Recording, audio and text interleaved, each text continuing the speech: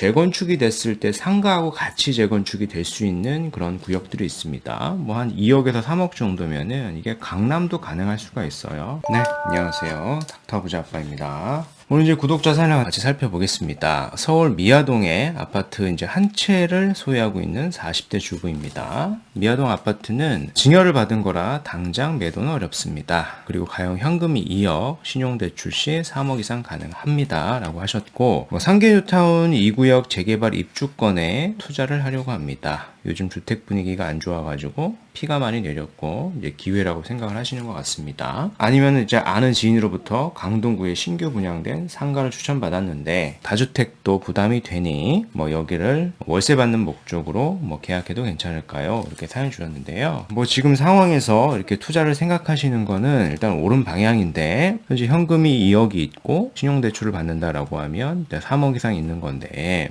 뭐 상계뉴타운 2구역을 보시는 것 같아요. 근데 여기 이제 입주권이라고 표현하셨는데 여기가 이제 입주권이 아닙니다. 지금 보면은 사업 시행 인계 단계예요. 그냥 주택입니다. 주택이다 보니까 요거를 고려하셨던 것 같아요. 원래는 1주택 플러스 1 입주권을 사게 되면은 여기 이제 비과세 특례가 가능하잖아요. 근데 말씀하신 이 상계뉴타운 2구역 같은 경우에 물론 괜찮은 구역입니다. 뭐 최근에 시세가 많이 조정을 받고 있고 피도 막 1억대밖에 하지 않아요. 서울에 있는 재개발 피가 1억대면 정말 싼 거거든요. 근데 문제는 여기 입주권이 아니죠. 지금 주택이다 보니까 물론 이제 무허가도 있긴 하겠습니다만 여튼 주택입니다. 관리처분이 나지 않았기 때문에 여기 이제 비과세 조건이 충족이 되지가 않아요. 취득을 하게 되면은. 그래서 내가 1주택 1입주권 전략을 하려면은 상계 뉴타운 2구역이 아니라 관리처분이 이미 난 구역을 사야 내가 이제 비과세 전략을 가져갈 수 있다라는 거고요. 뭐 요런 지역을 제가 말씀을 드릴 거고 첫 번째는 두 번째는 강동구에 신규로 이제 분양이 된 상가를 추천을 받았다라고 하는데 여기는 이제 월세 투자로 계약을 해도 괜찮을까요? 하셨습니다. 뭐 구체적으로 어떤 지역인지 모르겠지만은 기본적으로 이제 신규 분양이 된 상가 같은 경우에는 그렇게 투자성이 높다라고 보지는 않습니다. 그래서 월세 투자로 여기를 하지 마시고 굳이 내가 상가를 투자한다라고 하면은 재건축이 가능한 단지 내 상가를 좀 보셨으면 좋겠습니다. 뭐 오래된 상가죠. 그래서 수익률은 높지 않겠습니다만은 재건축이 됐을 때 상가하고 같이 재건축이 될 수 있는 그런 구역들이 있습니다. 뭐 한 2억에서 3억 정도면은 이게 강남도 가능할 수가 있어요. 그래서 이런 선택지도 있으니까 여기도 같이 한번 말씀을 드려보도록 하겠습니다. 일단은 뭐 상계뉴타운 말씀을 하셨기 때문에 한번 살펴보면은 여기가 사업시행인가죠. 사업시행인가다 보니까 아직 입주권이 아닙니다. 그러니까 여기 말고 연신내 쪽 위쪽에 가면은 가련 1구역이라고 하는 데가 있어요.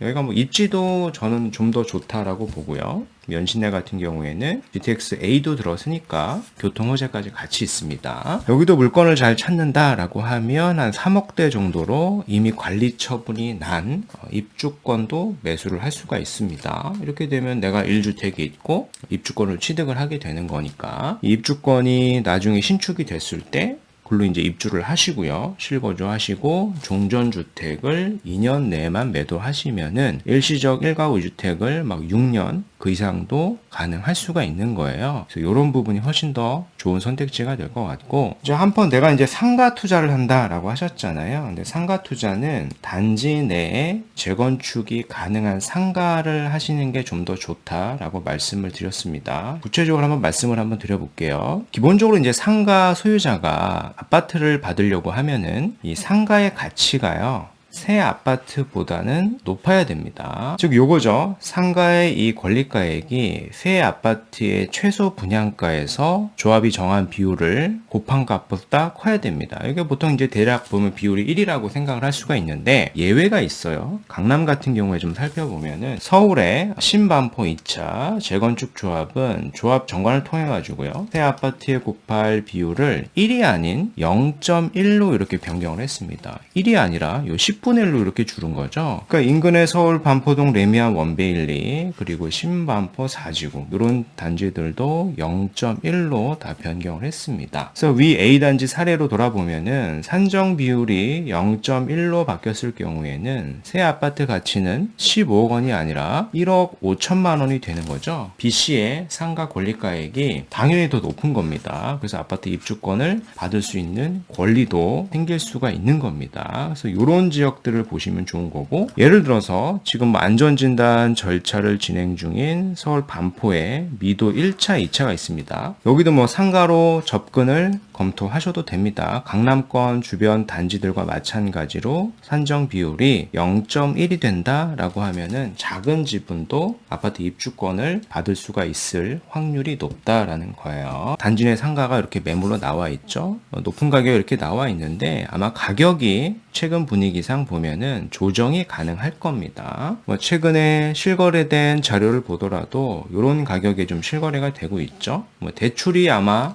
나옵니다. 상가다 보니까 실투자금을 많이 줄 수도 있고요. 그리고 이제 월세도 좀 받을 수 있고, 오래 가지고 있으면 지가도 오르다 보니까 시세 차익도 날 수 있고요. 그리고 제가 말씀드렸던 논리에 의하면 재건축이 됐을 때 아파트 입주권을 받을 수 있을 가능성도 있다라고 생각을 하시면 되겠습니다. 뭐 또 추가적으로 좀 말씀을 드려보면은 1주택 1입주권으로서 비과세 특례가 가능하다라고 말씀을 드렸는데, 상가 같은 경우에 또 가능하죠. 내가 종전주택이 이렇게 있고요. 재건축 예정 단지 내 상가를 구입을 했어요. 근데 상가는 주택이 아니잖아요. 이게 나중에 관리 처분이 나면 입주권으로 바뀌게 되니까 그 시점부터 내가 1주택 1입주권 특례를 적용받을 수 있게 되는 겁니다. 굉장한 특례가 되겠죠. 이렇게 생각을 해보실 수도 있다라고 아셨으면 좋겠습니다.